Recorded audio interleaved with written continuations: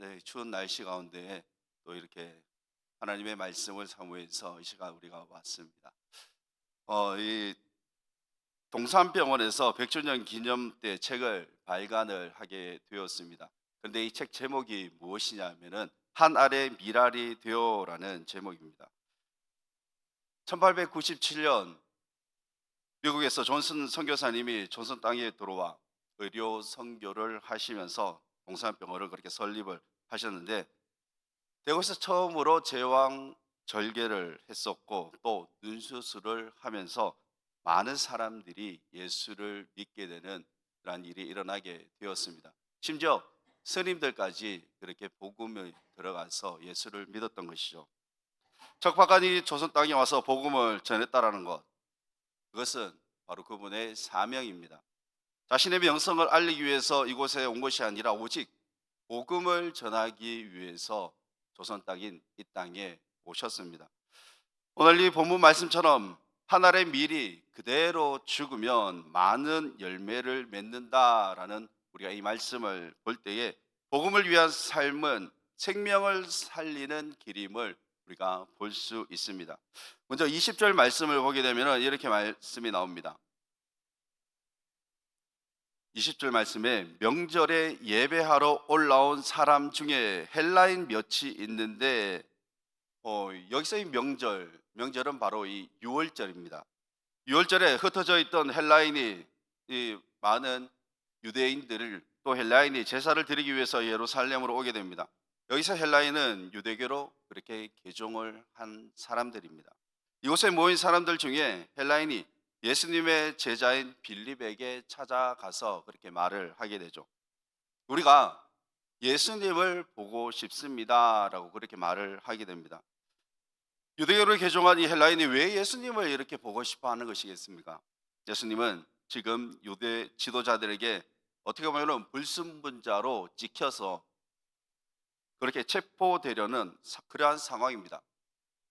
처형당할 수 있는 분위기가 살벌한 시기에 이들은 예수님을 찾아왔었죠. 분위기가 좋지 않던 상황에 예수님을 찾는 이유가 무엇이겠습니까? 이들이 바라보았던 예수님은 요한복음 11장에 나타납니다. 죽은 나사로를 살리신 분이 이렇게 대접을 받으면서 예루살렘 성에 들어와도 시원찮은데 나귀 새끼를 타고 들어오시는 모습을 보고 신선한 충격을 보았던 것이죠. 그래서 이들은 예수님의 제자들에게 와서 예수님을 보고 싶어 한 것입니다. 이 말을 듣고 빌립과 안드레가 예수님에게 가서 헬라인들이 예수님을 보고 싶어 합니다라는 이 말에 예수님의 말씀은 이렇습니다. 23절 말씀을 우리 한번 같이 보도록 하겠습니다. 시작.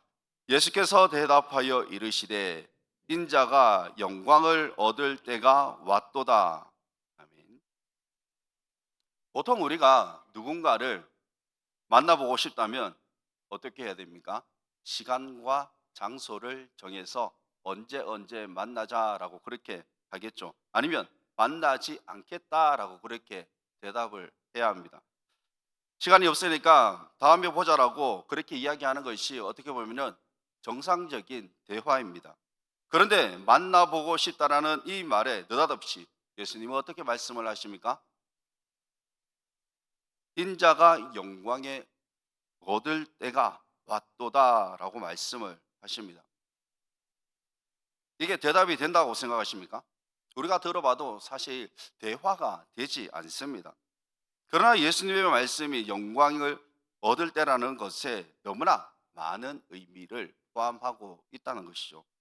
지금 예수님의 상황은 어떠한 상황이냐면은 이 공생의 3년을 다 마쳐가는 이제 6월절에 예루살렘으로 오셨기에 많은 사람들에게 예수님은 인기가 절정에 있습니다. 서지 못한 자를 일어서게 하셨고 눈먼 자를 뜨게 하셨고 또 11장에서는 죽은 나사로를 살리시는 일들, 그리고 오병이의 일들을 보고 많은 사람들이 따라다녔습니다. 이 인기는 어마어마하죠. 예수님은 헬라인이 찾아온 것을 듣고 이제 인자가 영광을 얻을 때가 왔도다라고 말씀을 하게 됩니다. 여기서 볼 수 있는 것이 무엇이냐면은 영광을 얻을 때입니다. 얻을 때라는 말씀입니다. 이 얻을 때, 이 때라는 것을 우리가 요한복음에서 살펴볼 수가 있는데, 물을 포도주로 변화시키는 이 기적적인 일을 우리가 알 수 있습니다. 요한복음 2장 말씀에 보게 되면 예수님의 어머니가 포도주가 떨어졌다고 예수님에게 말을 하니, 예수님은 어떻게 말씀을 하시냐 하면, 여자여, 내 때가 아직 이르지 못하였나이다. 예수의 어머니가 예수님께 와서 포도주가 떨어졌다라고 그렇게 말하게 된 것은, 예수가 메시아라는 것을 알았습니다. 그래서 그 능력을 보이시라는 것이죠. 그러나 예수님은 공식적으로 하나님의 일을 공개적으로 알려야 할 때가 아님을 말씀하셨습니다. 그런데 첫 이적을 보이십니다. 이 이적은 바로 그 어머니와, 예수의 어머니와 제자들이 알고 또 믿게 됩니다. 2장 11절 말씀에 보게 되면은, 같이 한번 읽겠습니다. 시작. 예수께서 이 첫 표적을 갈릴리 가나에서 제자들이 그를 믿으니라. 아멘. 여기서부터 예수님이 무엇을 보여주고 있는 것이겠습니까? 내가 바로 하나님이다라는 것을 보여주고 있는 것입니다. 그렇다면 예수님께서 예수의 이 어머니가 물었을 때에 말씀하신 내 때가 이르지 않는 그때와, 오늘 본문 말씀에서 인자가 영광을 얻을 때, 이것은 언제일까요? 십자가에 죽으실 것임을, 십자가에 죽으신 그러한 때를 말씀하고 있죠. 예수님은 자신이 십자가에 죽는 것이 곧 인자가 영광을 얻을 때라는 것을 말씀하고 있습니다. 우리가 이 십자가에 죽는 것이 무슨 영광이 있는 것이겠습니까? 죽는다라는 것은 슬픈 일이죠. 예수님께서 빌라도에게 고문을 받고 신문을 받고 십자가에 지고 또 못 박혀 죽으셨을 때 많은 사람들이 손가락질을 하고 욕을 했습니다. 사람들은 예수님을 지금까지 그냥 기적을 일으키시는 그러한 한 사람으로 취급을 했던 것이죠. 그런데 예수님은 이 때가, 지금 예수님께서 십자가에 달리시는 이 때가 바로 하나님이 영광을 받을 때임을 그렇게 말씀하셨습니다. 십자가에 죽는다는 것은, 예수님께서 십자가에 죽으신다라는 것은 우리에게 너무나도 중요합니다. 그것은 바로 우리를 구원하시기 위하여 십자가에 죽으심입니다. 그 죽으심이 하나님의 때이며 하나님의 계획과 뜻입니다. 하나님의 계획과 그 때에, 그 타이밍에 예수님께서는 십자가에 죽으시고 또 영광 받으시겠다입니다. 인자의 영광은 헬라인, 곧 이방인까지 예수님을 영화롭게 하는 것입니다. 이것은 곧 생명을 구원하는 일이죠. 그래서 우리가 기억해야 할 것이, 십자가에 죽으신 그때를 우리는 날마다 기억해야 할 것입니다. 이것이 주님의 때에, 바로 주님의 시간에 주님의 그 계획이 이루어져 간다는 것이죠. 우리의 인생은 우리의 계획 아래에 움직여지지 않습니다. 우리가 구원받는다라는 것, 우리가 어떻게 알 수 있습니까? 어떻게 우리가 예수를 알 수 있습니까? 우리가 어떻게 태어나면서부터 예수를 알고 태어나신 분들이 계십니까? 예수 그리스도의 십자가를 믿게 된다는 것은 바로 하나님의 때이며 바로 주님의 시간입니다. 전도서 3장 11절 말씀을 한번 보도록 하겠습니다. 같이 읽겠습니다. 시작. 하나님이 모든 것을 지으시되 때를 따라 아름답게 하셨고 또 사람들에게는 영원을 사모하는 마음을 주셨느니라. 아멘.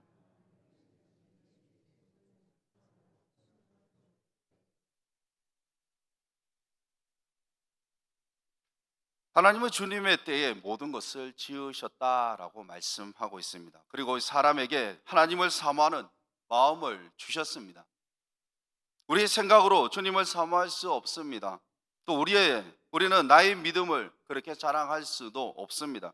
주님께서 우리에게 사모하는 마음을 주심에 우리는 늘 항상 감사가 있어야 합니다.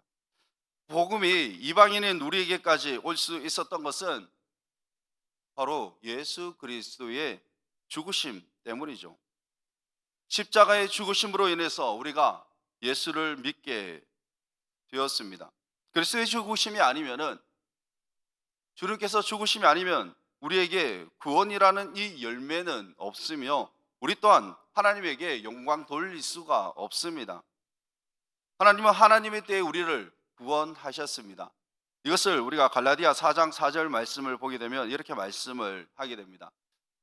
같이 읽겠습니다. 시작. 때가 참에 하나님이 그 아들을 보내사 여자에게서 나게 하시고 율법 아래에 나게 하신 것은, 아멘, 우리에게 행하여지는 이 모든 일들이 바로 하나님의 때에, 바로 주님의 그 때에, 주님의 시간에, 그 섭리에 이루어져 간다는 것이죠. 구원받은 우리가 주님으로부터 바로 생명을 얻었습니다. 살면서 모든 것들은 바로 생명과 연결이 되어져 있습니다. 생명에 대해서 말씀하신 부분은 많이 있지만, 우리가 요한복음 20장 31절 말씀을 보게 되면 이렇게 말씀하고 있습니다. 다시 한번 읽어보겠습니다. 시작. 오직 이것을 기록함은 너희로 예수께서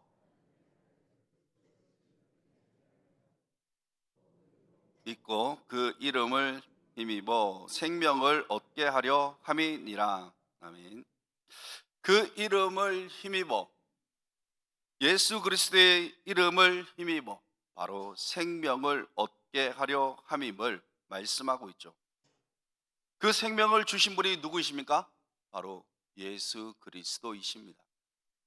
한 알의 이 밀이 제대로 죽게 되면 많은 열매를 맺게 된다는 것을 말씀하고 있습니다. 이것이 바로 생명의 원리입니다. 우리가 25절 말씀을 보게 되면 또 이렇게 말씀을 하고 있습니다. 자기의 생명을 사랑하는 자는 잃어버릴 것이요 이 세상에서 자기의 생명을 미워하는 자는 영생하도록 보전하리라. 이것이 하나님의 기쁨이며 바로 하나님의 방법입니다. 예수 그리스도의 생명을 얻게 하는 것이죠. 생명에 대해서 아주 중요한 메시지입니다. 오늘 말씀에 24절 말씀을 한번 보도록 하겠습니다. 24절 같이 읽겠습니다. 시작. 내가 진실로 진실로 너희에게 이르노니 한 알의 길이 땅에 떨어져 죽지 아니하면 한 알 그대로 있고 죽으면 많은 열매를 맺느니라. 아멘. 어떻게 말씀을 하고 계십니까? 내가 진실로 진실로 굉장히 특별하게 강조를 하고 계십니다.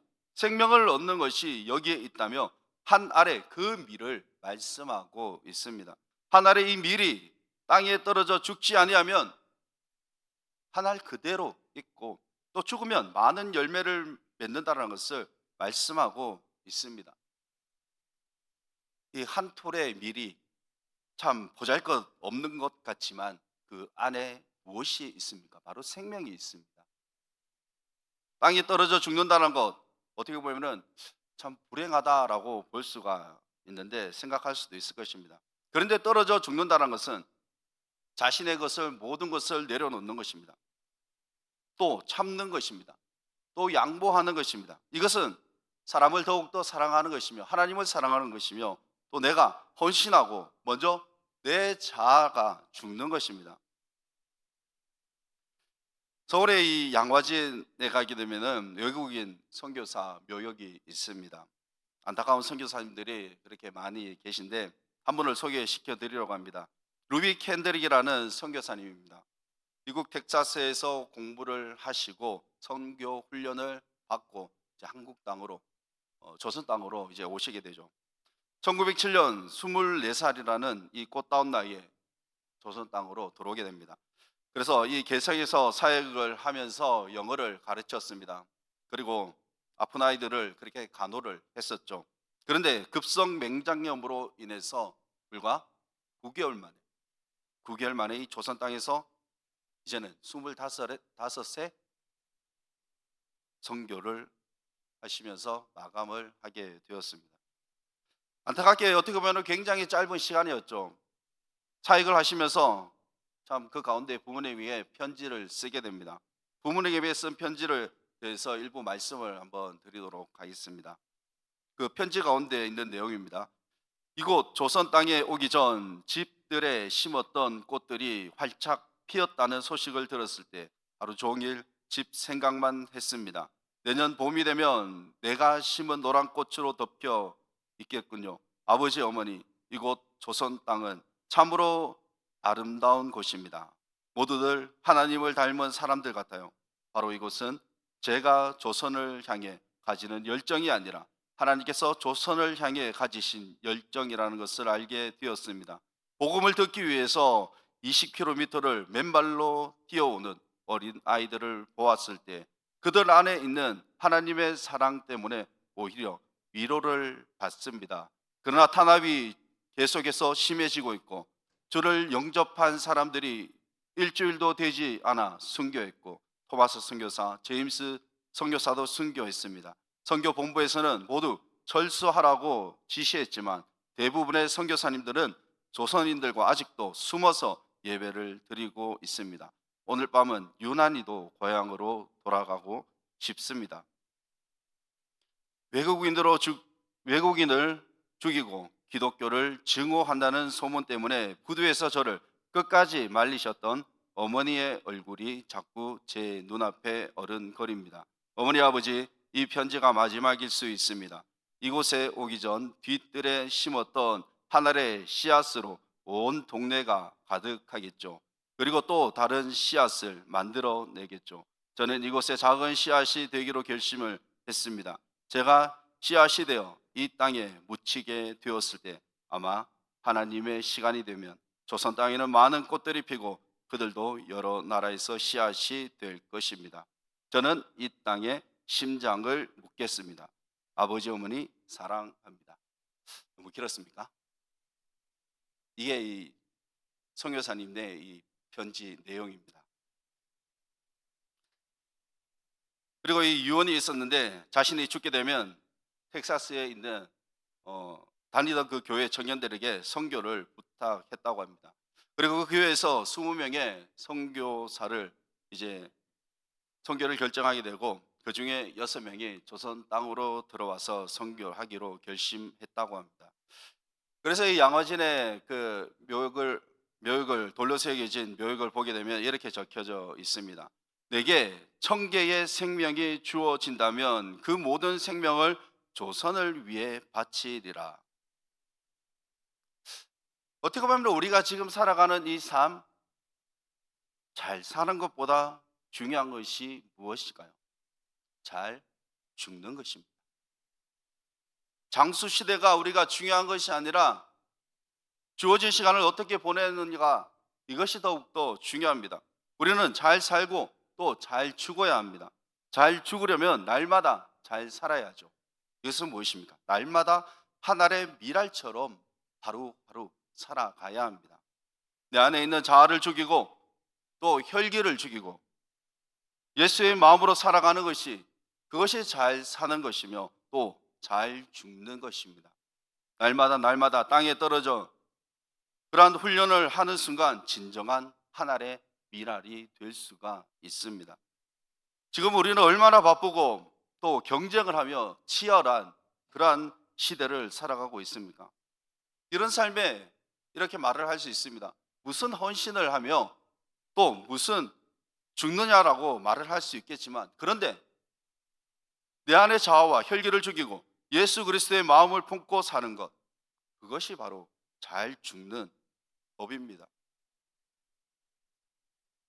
우리 동문교회가 지금까지 올 수 있었던 그런 방법이 무엇입니까? 모든 교인들이 사랑하고 헌신하며 함께 교회를 세워져 갔습니다. 또 우리 교회가 이 땅에 미랄이 되는 교회가 되어야 할 것입니다. 정말 수십 년 동안 선조들이 교회를 위한 눈물 어린 기도가 있었고 또 헌신이 있었기 때문에 온전히 우리 동문교회가 세워진 것이지 눈물과 이 헌신이 없었다면 온전한 교회로 세워지지 못했을 것입니다. 그렇다면 우리의 희생과 우리의 헌신을 통해서 이제는 다음 세대에 온전한 다음 세대 자녀들에게 온전한 교회를, 온전한 신앙을 우리가 물려주어야 합니다. 앞서 말씀을 드린 이 선교사님들이 뿌린 씨앗으로 인해서 이방 땅인 이 한국에 복음이 들어오게 되었습니다. 이방인이었던 이 헬라인들이 예수님을 뵙고자 했을 때 예수님은 인자의 영광을 받을 때라고 그렇게 말씀을 하셨습니다. 이제 예수님은 자신의 사명을 감당하실 때가 되었음을 아셨던 것이죠. 인자의 영광을 받는 것, 이것이 바로 십자가의 죽으심입니다. 그리고 세상의 죄인들을 위해 십자가에 죽으셨고 또 우리를 위해 십자가에 죽으신 예수님께 우리는 날마다 영광을 돌려야 할 줄 믿습니다. 하나님의 일은 바로 예수 그리스도이십니다. 그러므로 인해서 우리가 주님으로 인해서 세계 열방 곳곳에 복음이 들어갈 수 있게 해야 할 것입니다. 씨앗의 근본이 누구이십니까? 바로 예수 그리스도이십니다. 과연 우리는 땅에 떨어져 내 자아가 죽어 하루하루 그렇게 복음을 위하여 살아가고 있습니까? 우리는 영생의 생명을 위해 살아야 하고 또 그렇게 죽어야 하는데 우리는 날마다 육신의 삶이 더 좋아서 우리는 웰빙의 삶을 사려고 하는 것이 바로 우리입니다. 하나님의 밀로 인해서 모든 사람을 구원하시기 위해 하나님의 미랄로 오신 예수 그리스도로 인해 수많은 선교사님들로 인해서 우리는 주님을 믿게 되었습니다. 먼저 하늘의 미랄로 땅에 떨어져 죽으신 예수 그리스도, 그 예수님으로 인해서 수많은 선교사님들로 인해서 복음을 받아들인 우리가 이제는 우리가 하나의 씨앗이 되어서 열매를 맺게 해야 할 것입니다. 그래서 우리가 주님 앞에 날마다 감사하며 오직 주님 앞에 영광을 돌리며 살아갈 수 있는 모두가 되시기를 주님의 이름으로 축원합니다. 기도하겠습니다. 거룩하신 하나님 아버지, 우리를 죄에서 구원하시고 또한 함께 하시니 감사를 드립니다. 우리를 구원하시기 위하여 때에 따라 이 땅에 오셨습니다. 주님의 그때에 계획하심에 우리를 부르셨고 주님을 우리가 믿게 하셨사오니 날마다 감사의 삶을 살 수 있게 하여 주시옵소서. 주님이 우리를 위하여 십자가에 죽으시며 하나님의 미랄이 되어 죽으신 그 죽으심으로 인해서 모든 열방에 복음의 열매가 맺음을 우리가 말씀을 통해서 보게 됩니다. 주님, 복음을 받아들인 우리가 이제 그 씨앗을 뿌려야 할 차례이오니 열방에 복음을 전하며 또한 다음 세대에 좋은 씨앗을 뿌려 좋은 열매를 맺을 수 있게 하여 주시옵소서. 주님 주신 열매가 바로 이 생명임을 믿습니다. 생명 되신 주님께 주님께서 주신 그 열매를 우리 또한 복음의 열매를 맺을 수 있는 우리 모두가 되게 하여 주시옵소서. 주 날씨 가운데서도 주님께서 보호하여 주옵시고 또한 한 주간도 주님의 그 힘을 입어 주님의 뜻대로 살아갈 수 있는 우리 모두가 되게 하여 주시옵소서. 감사드리며 예수님의 이름으로 기도드리옵나이다. 아멘.